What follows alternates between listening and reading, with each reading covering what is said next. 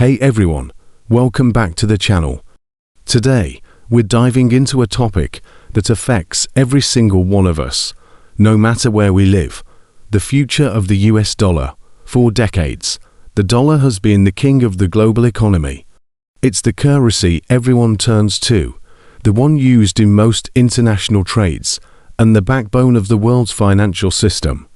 But lately, there's been a lot of talk, a lot of whispers that are getting louder and louder.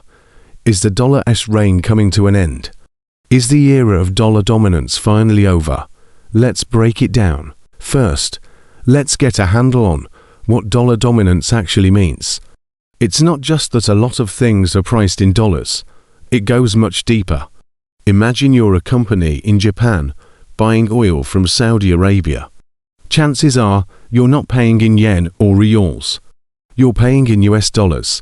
This is what's called the petrodollar system, and it's been a cornerstone of the dollar's power since the 1970s. On top of that, central banks all around the world hold huge amounts of US dollars in their foreign reserves. Why? Because it's seen as the safest and most stable asset. If a country's own currency hits a rough patch, they can use their dollar reserves to stabilize it. This global demand for dollars gives the United States a massive advantage. It's what's often called an exorbitant privilege. It means the US can borrow money more cheaply than other countries and can run large trade deficits without facing the same consequences. It also gives the US significant geopolitical leverage. Because so many international transactions flow through American banks, the US can impose powerful economic sanctions, effectively cutting countries off from the global financial system. So, if the dollar is so powerful, why is anyone even talking about its decline? Well, the ground is definitely shifting. For one, the world is becoming more multipolar. The US is still a massive economic force, but it's not the only game in town anymore. The rise of China is probably the biggest factor here. China is now the world's second largest economy and its largest trading nation. It's been actively trying to promote its own currency, the yuan, for international trade. China has been setting up currency swap agreements with dozens of countries, allowing them to trade directly using their own currencies instead of converting to dollars first. They've also launched their own cross-border payment system, called SIPS, as an alternative to the US or dominated SWIFT system. And it's not just China. Countries like Russia, India, Brazil, and South Africa, the BRICS nations, are all exploring ways to reduce their dependence on the dollar. They've been discussing creating a new reserve currency, a basket of their own currencies, to settle trades among themselves. The goal is to create a financial system that's less vulnerable to American political decisions and sanctions. And this brings us to the second major reason for the shift, the weaponization of the dollar. When the US uses sanctions to freeze a country's dollar reserves, it sends a powerful message to the rest of the world. Your dollar holdings are not entirely under your control. They can be frozen at a moment's notice. This has made many countries, even allies of the US, a little nervous. They're starting to think, maybe we shouldn't keep all our eggs in one basket. This isn't about being anti-American. It's about managing risk. It's just smart financial planning on a national scale. As a result, we're seeing a slow but steady trend of central banks diversifying their reserves. They're selling some of their dollars and buying more gold, euros, yuan, and other currencies. It's a process called de-dollarization. Now, let's be clear. This doesn't mean the dollar is going to collapse overnight. The global financial system is like a massive, complex ship. You can't just turn it on a dime. There are huge obstacles to replacing the dollar. First, there's no clear alternative. The euro is the second most held reserve currency, but the eurozone has had its own share of economic crises and political divisions. The Chinese yuan is a contender, but China's government maintains strict controls over its currency and financial markets. For the yuan to truly become a global reserve currency, China would have to open up its economy in ways it has so far been reluctant to do.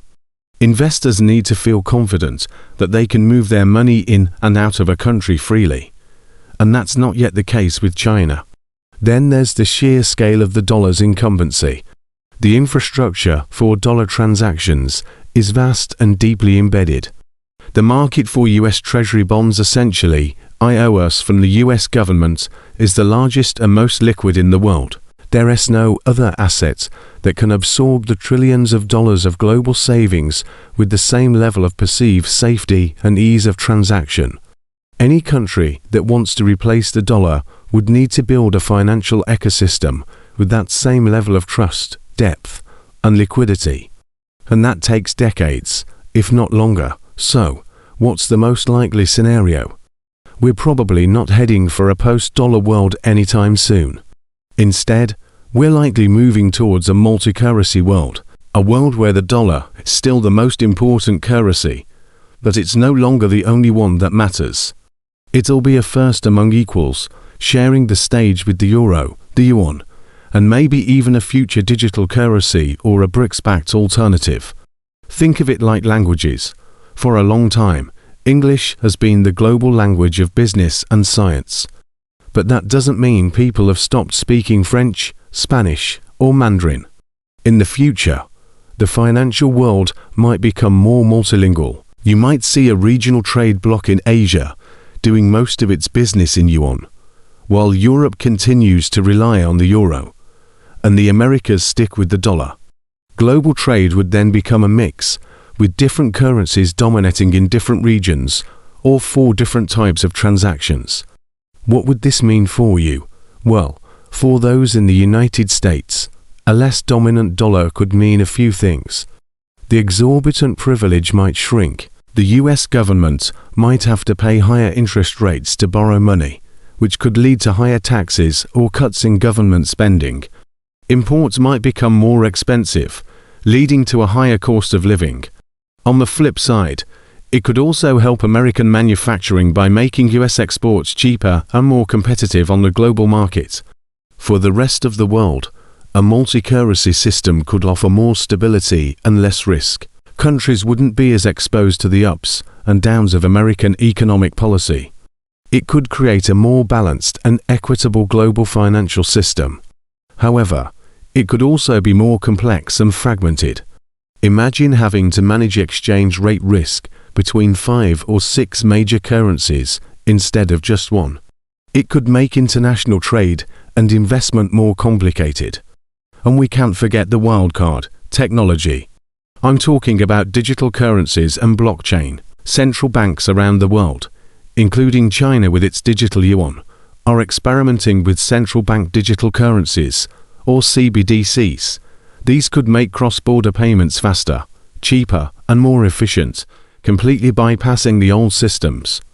Imagine a future where businesses can trade directly using a secure digital currency, settling the transaction in seconds without needing to go through any intermediary banks. This could fundamentally reshape the landscape and accelerate the move away from a single dominant currency. So, to wrap it all up, is the dollar's dominance ending? The answer is not a simple yes or no.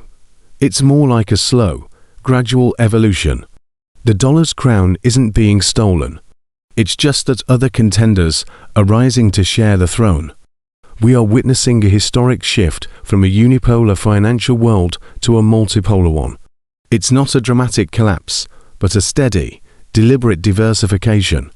The dollar will likely remain the world's leading currency for the foreseeable future, but its lead will shrink. The financial world of tomorrow will be more complex, more diverse, and maybe, just maybe, a little more balanced.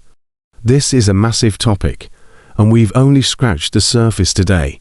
What are your thoughts? Do you think the dollar's reign is truly ending, or is this all just temporary noise? Let me know in the comments below. I'd love to hear what you think. And if you found this breakdown helpful, make sure to hit that like button and subscribe for more deep dives into the forces shaping our world. Thanks for watching, and I'll see you in the next one.